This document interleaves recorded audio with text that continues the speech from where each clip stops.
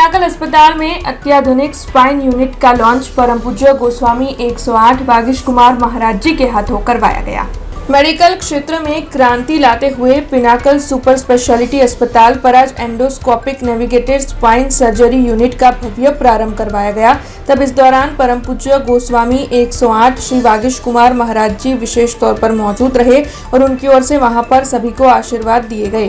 तो वहीं परम पूज्य गोस्वामी 108 श्री वागीश कुमार महाराज जी की ओर से टेक्नोलॉजी और मानव सेवा के इस समन्वय को सराहा भी गया और साथ ही अस्पताल की इस पहल को मरीजों के लिए आशीर्वाद समान भी बताया गया। तब आपको बता दें कि ये जो यूनिट है वो मशहूर सर्जन डॉक्टर शैशव शाह की ओर से संचालित किया जाने वाला है और ये जो टेक्नोलॉजी है वो करोड़रज्जु की जटिल सर्जरी को और ज्यादा सुरक्षित बनाने वाली है। तो वहीं आधुनिक इलाज पद्धति के जरिए अब मरीज जो है वो जल्द से जल्द पीड़ा मुक्त भी हो जाएंगे। तब इस दौरान वडोदरा के कई एक्सपर्ट डॉक्टर्स की मौजूदगी यहाँ पर दर्ज की गई।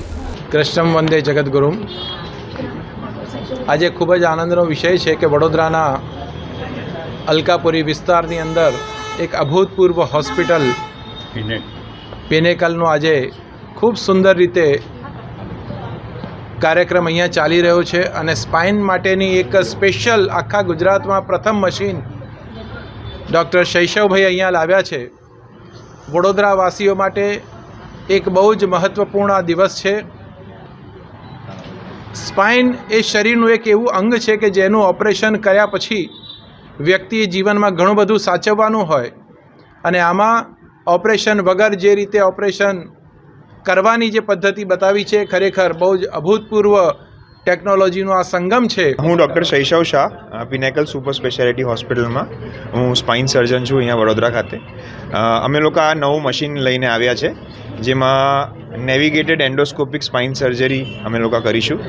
સ્પાઇન એક જટિલ જગ્યા હોય છે સર્જરી માટે। અત્યાર સુધી સ્પાઇન સર્જરી માટે ઘણી બીક ને એવું બધું હતું પણ બે ટેકનોલોજીનો સંગમ કરીને અમે લોકો આ વસ્તુ માટે સેફટી પ્રિસિઝન અને એક્યુરસી વધારવા માટેનું આ અમારો પહેલ છે જેમાં સ્પાઇન સર્જરી કરીને આપણે પેશન્ટને સરસ રીતે પાછી એક્ટિવિટીમાં લાવી શકીએ એવો અમારો ધ્યેય છે। हमसे जुड़े रहने के लिए हमारे YouTube चैनल को सब्सक्राइब करें और नई वीडियो की नोटिफिकेशन के लिए बेल आइकॉन को दबाएं।